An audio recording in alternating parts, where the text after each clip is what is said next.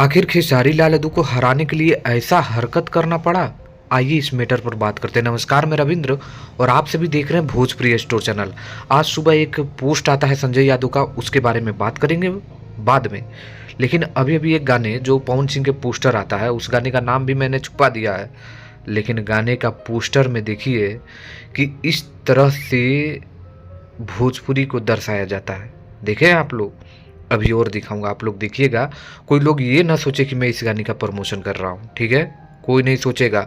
और मैं आप लोगों को दिखाना चाहता हूँ कि भोजपुरी के पावर स्टार कहे जाते हैं, भोजपुरी को बहुत ही आगे लेवल की बात करते हैं स्टेज पर।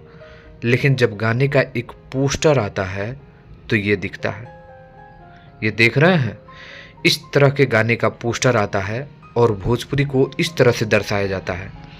अपर्णा मलिक और पवन सिंह का गाना एक आ रहा है, जिसके पोस्टर पर इस तरह का नज़ारा आप सभी को देखने को मिल रहा है, जो मुझे लग रहा है कि अभी तक भोजपुरी के हिट मशीन खेसारी लाल यादव के किसी भी गाने पर ऐसी पोस्टर को नहीं दर्शाया गया है।